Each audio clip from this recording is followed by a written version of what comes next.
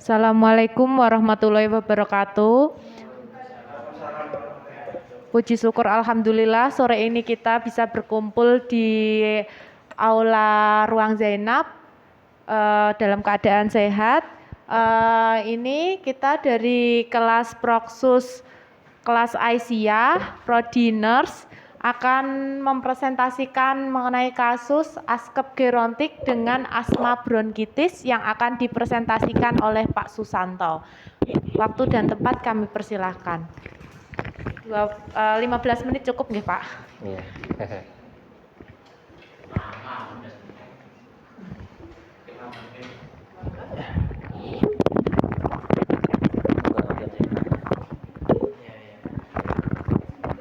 Assalamualaikum warahmatullahi wabarakatuh. Ya, perkenalkan saya Pak Susanto, mewakili dari teman-teman Proksus akan mempresentasikan kasus terkait asuhan keperawatan gerontik pada Tuan U dengan kasus PPOK asma bronkitis di Ruang Zainab, Rumah Sakit Aisyah, Kudus. Perlu kami sampaikan bahwa asma bronkial atau asma bronkitis adalah penyakit umum yang berkembang dan ini diakibatkan oleh adanya bronkospasme atau vasokonstriksi. Jadi ada penyempitan saluran nafas di bagian bronkus yang menyebabkan pernafasan terganggu. Kemudian secara patofisiologi atau penyebab dan perjalanan penyakitnya, di sini ada tradisional yang biasanya itu ya bronkokonstriksi. Dari kata bronkus, ini saluran nafas bronkus, kontriksi ini artinya terjadi penyempitan. Kita ketahui sendiri kalau ketika ada orang yang mengalami sesak nafas itu diakibatkan adanya penyempitan di jalan nafasnya. Kemudian adanya fase inflamasi. Inflamasi ini adalah sebuah proses peradangan yang menyebabkan adanya gangguan pada jalan nafas. Kemudian ada asma ringan, ini permasalahannya. Lanjut. Kemudian secara patofisiologi, ini ada faktor alergen, di mana ada mediator-mediator sel yang keluar pada saat terjadinya inflamasi. Kemudian ada radang di mukosa yang menyebabkan asma ini semakin terjadi gangguan dan aktif pada bronkus. Nah, inflamasi yang kompleks ini melibatkan banyak sel, inflamasi yang bermacam-macam mediator yang mengakibatkan otot halus ini berkontraksi. Kemudian adanya hipersekresi mukus, hipersekresi atau peningkatan lendir. Kemudian ada kebocoran plasma, edem, kemudian adanya respon inflamasi yang semakin meluas. Ini akan semakin buruk bila terjadi pada usia lanjut. Karena pada usia lanjut terjadinya degeneratif atau terjadinya penurunan fungsi-fungsi tubuh. Lanjut. Ini secara patofisiologisnya ada alergi, kemudian imunoglobulin E, kemudian ada sel master dan ada histamin, kemudian ada juga iritan yang penyebabnya itu biasanya kalau pada usia-usia lanjut, mungkin pada waktu mudanya itu konsumsi rokok yang berlebihan, sehingga dengan faktor usia yang semakin lanjut, fungsi tubuh semakin menurun, kemudian gejala penyakitnya muncul, kemudian ada batuk, ada udara dingin, itu juga bisa menyebabkan asma. Ada juga faktor gen, tapi tidak kita sebutkan. Dari ada faktor memang diturunkan. Lanjut. Masuk di pengkajian. Tuan U 76 tahun, laki-laki, beragama Islam. Ini diagnosa medisnya asma bronkitis. Penanggung jawabnya Tuan B dari Jati, Kudus. Next. Riwayat kesehatan yang utama adalah mengeluh sesak nafas dan yang khas itu ada bunyi seperti mengi. Karena ada penyakit terdahulu bahwa asma bronkitis ini sudah terjadi memang sejak pada usia 7 tahun. Kemudian semakin parah karena akibat merokok. Tahu sendiri kalau pada lansia ketika kita dikasih tahu untuk mengurangi rokok, justru malah nanti tersinggung seperti itu. Sehingga untuk konsumsi merokoknya malah banyak. Uang ibaratnya kalau orang nggak merokok saja juga nanti akhirnya mati. Seperti itu biasanya, saya juga merokok nanti juga akhirnya mati. Biasanya seperti itu kalau pada lansia dikasih tahu secara psikologisnya. Kemudian pada saat dikaji, ternyata ada riwayat penyakit keluarga yaitu ayah pasien menderita asma. Ditambah dengan pencetus alergen, ya, faktor alergi, dingin, kemudian debu dan asmanya sering kambuh. Permasalahan pengkajian fungsional ini langsung saya ambil di bagian pola tidurnya. Otomatis orang dengan asma istirahatnya terganggu karena dia kecuali batuk juga sesak. Kemudian secara aktivitas ini di bagian patofisiologinya semakin terjadinya bronkospasme atau penyempitan pada bronkus, aliran oksigen yang dihirup itu akan menurun sehingga otomatis akan menyebabkan terjadinya kekurangan suplai oksigen di dalam tubuh. Akhirnya dia akan terjadi lemah atau kelelahan.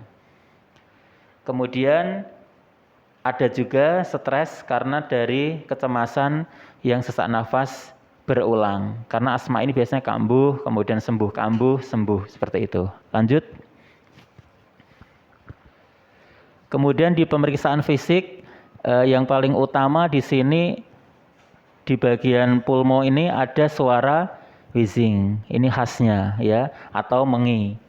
Kemudian ada dada seperti burung, kemudian bentuk dada di kiri dan kanan ini tidak simetris. Lanjut. Kemudian di data penunjang ketika diperiksa di bagian laboratorium, karena kita ketahui dari definisi tadi ada inflamasi bronkus, ada peradangan, di sini ada pemeriksaan laborat yang menunjukkan bahwa leukositnya ini meningkat. Pada normalnya itu maksimal 11.000. Di sini 17.000. Kemudian secara radiologi ada kesan bahwa memang ada bronkitis, ada radang. Untuk EKG tidak ada masalah. Terapi medisnya ini kebanyakan pada fase untuk meringankan ya atau vasodilator. Jadi yang tadinya terjadi vasokonstriksi atau penyempitan dibikin melebar biar tidak terjadi sesak nafas seperti salbutamol, kemudian nebulizer ini biasanya terpakai dan juga oksigenasi 5 liter. Lanjut. Analisa data dari subjeknya mengatakan bahwa sering sesak nafas dan batuk berdahak. Kemudian dari data objektifnya kita bisa lihat dari respirasinya 36 kali per menit, masih terpasang oksigen 5 liter, dan hasil rongsennya bronkitis serta bunyi nafas wheezing. Leukositnya 17.000. Kemudian dari problemnya jalan nafas tidak efektif, etiologi atau penyebabnya karena proses inflamasi dan penyempitan jalan nafas. Yang kedua, pasien mengatakan lemas karena terjadi intoleran aktivitas akibat penurunan suplai oksigen.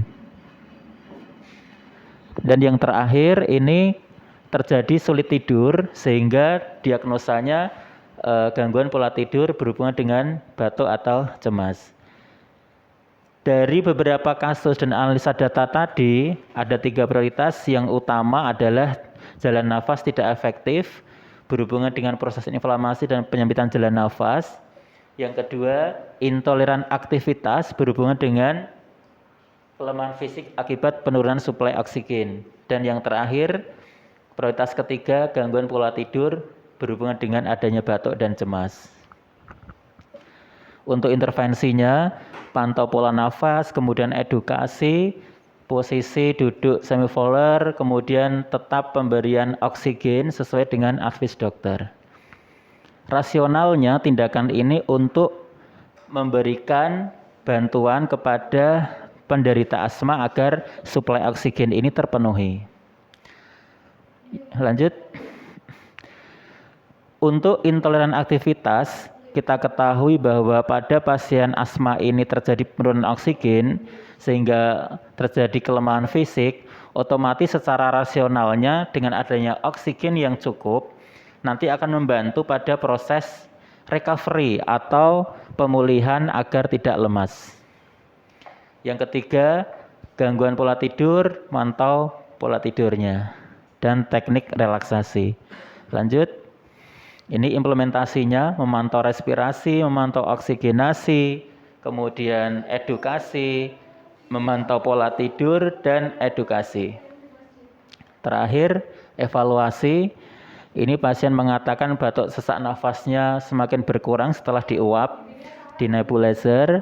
Kemudian oksigenasi sudah berkurang dari 2 liter menjadi dari 5 liter menjadi 2 liter. Kemudian masalahnya teratasi sebagian. Demikian untuk paparan asuhan keperawatan gerontik. Mohon maaf jika ada salahnya. Mudah-mudahan ada yang tepuk tangan. Terima kasih. Assalamualaikum warahmatullahi wabarakatuh. Terima kasih paparannya dari Pak Susanto. Untuk yang mau bertanya kita keep dulu, nanti bisa disimpan dulu pertanyaannya. Untuk selanjutnya jurnal reading tentang Untuk selanjutnya kita akan mempresentasikan mengenai jurnal reading.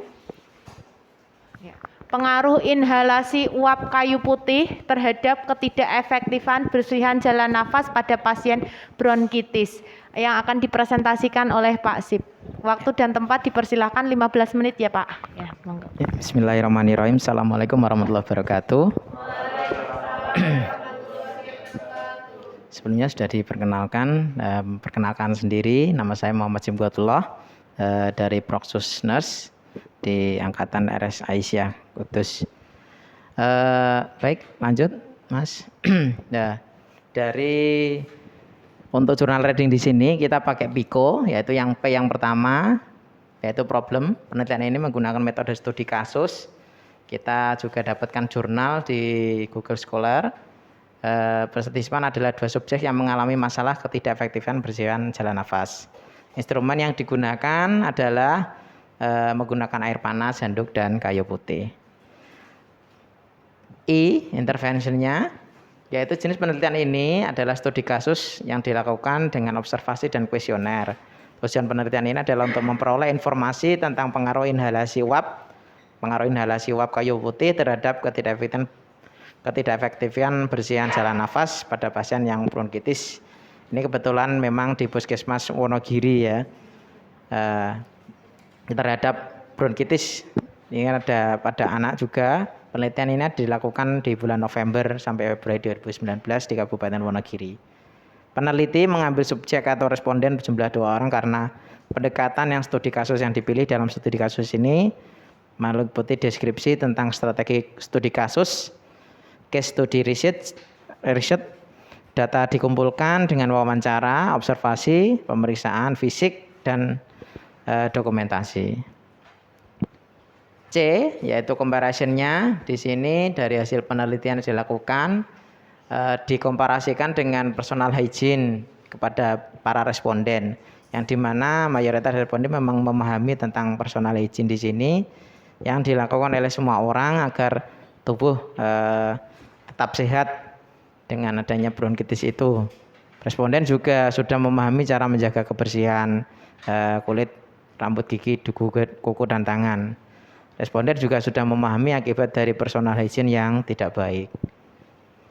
Outcome-nya dari hasil pengkajian keseluruhan responden menunjukkan data subjektif yang mayoritas responden mengatakan memang dari awal belum mengetahui dari personal kebersihan hygiene ini yang baik dan benar, karena kurang pengetahuan tentang personal hygiene yang benar. Dari data tersebut muncul diagnosa keperawatan yang kurangnya pengetahuan dari personal hygiene yang berhubungan dengan kurangnya informasi. Nah, untuk mengatasi diagnosa tersebut, maka peneliti membuat rencana keperawatan yang memberikan pendidikan kesehatan tentang personal hygiene. Implementasinya dengan memberikan pendidikan kesehatan tentang personal hygiene, evaluasi pada kedua responden tersebut sudah mengetahui bahwa bagaimana melakukan personal hygiene dengan pada diri sendiri dengan baik dan benar. Terima kasih atas presentasinya, semoga bermanfaat bagi kita semua. Assalamualaikum warahmatullahi wabarakatuh. Warahmatullahi wabarakatuh. Terima kasih untuk presentasinya Pak Sip. Kita berikan aplaus lagi untuk Pak Sip dan Pak Susanto. Ya. Untuk selanjutnya kita sesi tanya jawab. Mungkin ada yang mau ditanyakan dari para tamu undangan, audien? Iya, boleh. Atas nama sebutkan namanya. Assalamualaikum warahmatullahi wabarakatuh. Waalaikumsalam warahmatullahi wabarakatuh. Perkenalkan, nama saya Fauzi Muhammad Firdaus. Sini saya akan bertanya apa yang memperberat pasien dengan asma bronkitis. Itu saja. Terima kasih. Wassalamualaikum warahmatullahi wabarakatuh. Waalaikumsalam warahmatullahi wabarakatuh. Oke, ada lagi? Satu lagi pertanyaan lagi? Assalamualaikum, nama saya Syarifatul Lailatin. Syarifah. Izin bertanya, Ya. apa upaya atau tindakan non medis atau non farmako Ya. terapi pada pasien asma bronsial? Terima kasih. Ya, oke. Saya ulangi lagi untuk pertanyaannya dari Mas Fauzi, apa yang memperberat asma bronkitis? Ya. Kemudian dari Mbak Sarifah, apa upaya non medis terapi untuk pasien asma ya? Oke, monggo Pak Susanto atau yang lain? Oh, mau tanya lagi? Oh, monggo, boleh. Ya, maksimal 3. Boleh, sebutkan nama. Assalamualaikum warahmatullahi wabarakatuh. Waalaikumsalam Perkenalkan, nama warahmatullahi. saya Yanti. Pertanyaan saya kan asma bronkitis itu tidak mengenal usia. Ya. Cara pencegahan pada bayi atau balita, tentunya caranya tradisional, biasanya kan karena terkait pendidikan orang tua. Terus kemudian apakah pada saat mengandung ibunya terkena diagnosa tersebut, apa kemungkinan besar bayinya akan memiliki atau memiliki riwayat juga gitu. Terima kasih. Iya. Saya ulangi lagi pertanyaan dari Mbak Yanti. Asma, cara pencegahan asma pada bayi. Kemudian apakah bagi ibu yang mengandung bisa menurun ke anaknya? Oh ya, oke. Terima kasih. Mungkin dari kelompok kita ada yang mau menjawab? Dari Pak Santo atau Pak Sip, karena kita satu kelompok.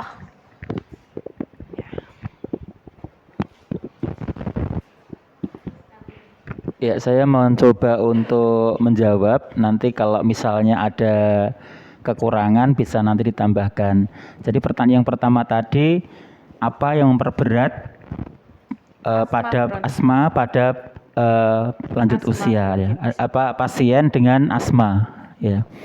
Tentunya yang memperberat ini yang pertama aktivitas. Jadi kalau orang sudah asma kemudian ngangkat-ngangkat beban yang berat atau mungkin sudah lanjut usia kemudian dia masih nyangkul ke sawah atau ngarit misalnya, seperti itu bisa memperberat asma. Terus yang kedua, faktor yang memperberat lagi adalah kebiasaan hidup.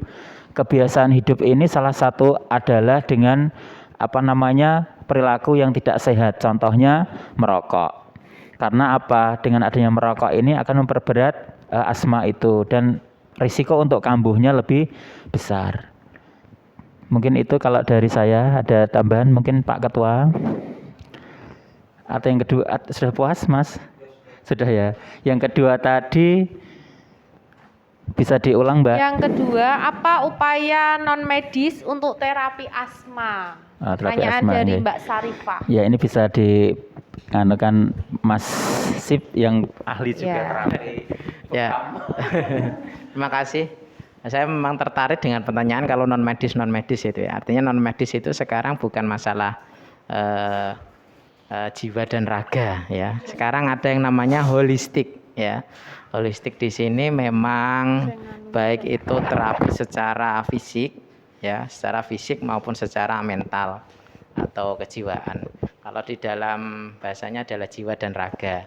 Mensana or corpore sano ya. Kalau nggak salah seperti itu ya. Baik, terkait dengan yang non medis, kebetulan memang saya juga bergerak di bidang herbal. Seperti kita hanya tahu pada saat ini melebar sedikit, tidak hanya bronkitis ya, tapi juga kemarin saat corona itu sempat sangat tinggi sekali yang namanya kayu putih ya, atau eukaliptus. Nah, itu memang sudah sejak lama penggunaan kayu putih atau eukaliptus sendiri itu sebelum wabah corona yang memang itu sedikit banyak, itu hampir mirip dengan gejala dan lain sebagainya seperti batuk dan lain sebagainya, itu seperti dengan bronkitis atau lebih-lebih hampir seperti dengan TBC. Tapi kalau TBC kan penyebabnya dari virus ya. Kalau bronkitis ini ada penyempitan. Itu memang salah satunya dengan uap seperti yang kita presentasikan dengan uap ya, diuap dengan manual juga bisa, atau pakai inhaler, pakai alat juga bisa. Di situ nanti dikasih kayu putih juga bisa. Terus untuk yang diminum dengan cara herbal-herbalnya ada jahe, yang penting hangat ya, hangat, jahe, madu, terus dengan jeruk nipis itu bisa. Nah, itu untuk yang diminum. Kalau yang dihirup seperti kayu putih, eukaliptus itu bisa. Itu yang memang tindakan dari non medis. Tapi mungkin kalau di rumah sakit tidak begitu banyak dilakukan. Tapi kalau mungkin di rumah lah, itu apa sebelum masuk rumah sakit atau memang setelah masuk rumah sakit itu bisa dilakukan terapi yang non medis. Nah, seperti itu. Mungkin itu yang bisa kami berikan jawaban. Terima kasih. Yang ketiga tadi. Untuk bagaimana Mbak Sarifah jawabannya? Cukup puas? Oke. Untuk selanjutnya pertanyaan dari Mbak Yanti. Bagaimana cara pencegahan asma pada bayi dan apakah pada ibu hamil bisa menurun gitu? Pertanyaan dari Mbak Yanti, Pak Santo. Ya, terima kasih atas pertanyaannya. Terkait upaya pencegahan dini pada bayi yang sudah mengalami asma bronkitis, ini bisa dengan adanya fisioterapi dada, kemudian juga terapi air hangat yang untuk anak-anak kecil, kemudian tidak boleh istilahnya dijauhkan dari orang tua, terutama bapak. Biasanya orang tua itu, terutama ayah, itu kadang gendong sambil ngepuk-ngepuk tapi sambil ngerokok. Nah, ini akan membahayakan pada bayi atau anak yang juga menderita asma. Terus terkait patofisiologi, tadi sudah dijelaskan bahwa asma bronkitis ini bisa dari faktor gen, sehingga pada ibu hamil dengan asma itu bisa dua kemungkinan. Yang pertama bisa memang nanti dibawa oleh anaknya itu, kemudian bisa menyebabkan anak tersebut nanti ketika pada usia bayi atau besar bisa menderita asma juga, tetapi bisa juga tidak. Yang pertama karena memang sudah punya bawaan, bisa muncul bisa tidak. Bisa tidak kalau dia mungkin pola hidupnya ketika nanti sudah besar dan segala macam itu baik. Tetapi bisa muncul dan lebih berat ketika ternyata pada fase-fase perkembangan dia, mungkin pada usia remaja dia merokok, kemudian minum konsumsi alkohol, seperti itu, sehingga sudah ada faktor bawaan, ditambah lagi pola hidup yang tidak baik, sehingga itu akan memunculkan. Kayak orang yang diabetes. Pada prinsipnya diabetes itu bisa keluar bisa tidak. Kalau ketika orang diabetes kemudian pola hidupnya bagus, walaupun orang tuanya diabetes belum tentu itu keluar gejalanya. Tetapi ketika orang sudah punya keturunan diabetes, kemudian ketika mempunyai anak juga anaknya perilakunya tidak baik, misalnya konsumsi yang makanan yang terlalu manis, kemudian juga mengkonsumsi alkohol sehingga merusak pankreas. Itu seperti itu, perilaku hidup sehari-hari yang membuat pola hidup itu tidak baik, memunculkan faktor bawaan itu semakin keluar, seperti itu. Sehingga bisa dihati-hati. Makanya kenapa kalau di jodoh itu bobot, bibit, bebet. Salah satunya ternyata kalau bibit itu orang tua bilang jangan sama orang yang mungkin pileren ya, kayak pileren gitu. Itu benar juga sebenarnya. Tapi kan kita juga nggak tahu, namanya jodoh ya di tangan Tuhan. Nah, kalau sudah tahu, oh aku itu ditakdirkan asma, ya berarti hati-hati seperti itu. Pola hidupnya yang dirubah. Karena ada yang bisa dimodifikasi, ada bisa yang tidak dimodifikasi.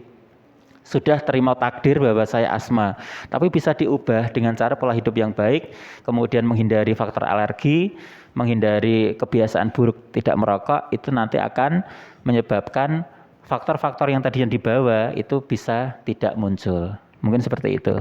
Mungkin kalau ada yang kurang puas nanti bisa sama Bu Umi yang ahlinya. Terima kasih. Wassalamualaikum warahmatullahi wabarakatuh. Waalaikumsalam warahmatullahi wabarakatuh. Bagaimana untuk Mbak Yanti, sudah puas atas jawabannya? Oh iya. Mungkin dari Bu Umi ada yang mau menambahkan? Terima kasih.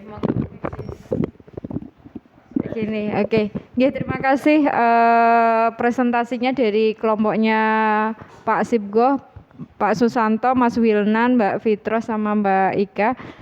Sebelumnya mungkin mohon maaf sekali istilahnya saya datangnya cukup sore banget gitu, karena ini mungkin di luar dari jam kerja gitu, tapi karena saya sudah janji untuk datang ke sini, jadi ya istilahnya sekali lagi mohon maaf gitu. Mungkin menunggu terlalu lama gitu. Oke, mungkin saya perlu ini kebetulan ada teman-teman dari D3 Keperawatan, jadi mungkin saya ceritakan dulu supaya teman-teman yang D3 ini punya semangat untuk belajar. Jadi yang pertama, Mas Sibgo ini sebenarnya adalah mahasiswa S1 angkatan pertama ya Mas Sibgo? Angkatan pertama gitu. Jadi itu angkatan pertama, tapi motivasi untuk belajarnya tidak pernah usang gitu. Itu yang perlu teman-teman pahami untuk D3. Jadi nggak ada batasan, walaupun kalau kita pikir itu bisa jadi orang sudah malas melanjutkan dan lain sebagainya, ternyata enggak gitu. Karena saya masuk posisi S1 ya masih ya, saya kuliah S2 masih ternyata masih punya semangat untuk belajar gitu. Nah, kemudian Pak Susanto ini juga adalah mahasiswa S1 jalur khusus gitu, yang sebenarnya adalah dari D3 Keperawatan, mungkin seperti mbak-mbaknya itu yang kemudian melanjutkan untuk belajar lagi. Kalau Mas Wilnan ini jadi reguler ya Mas.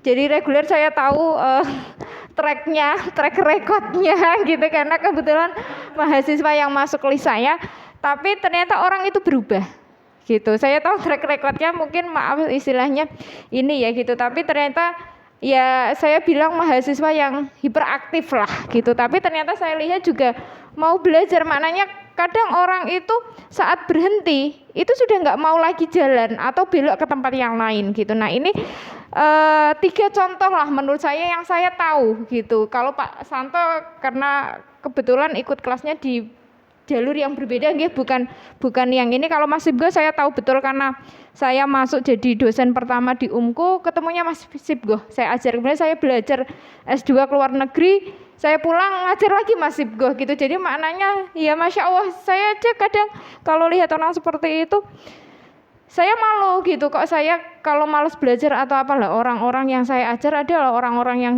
sudah berusia gitu, masih semangat belajar, sedangkan saya yang mungkin masih banyak waktunya, masih banyak hal yang tidak saya kerjakan, tapi kenapa saya malas gitu gitu. Ataupun maaf nih, misalnya teman-teman nih ada yang saya kan dulu hiperaktif sekolahnya, misalnya SMA, saya kan dulu nakal ya gitu, maksudnya hiperaktif gitu, tapi nggak menutup kemungkinan orang itu bisa berubah gitu. Dan itu saya lihat di beberapa mahasiswa yang D3 lanjut atau dari S1-nya yang saya kenal kemudian lanjut lagi ketemu saya, itu ternyata memang berubah.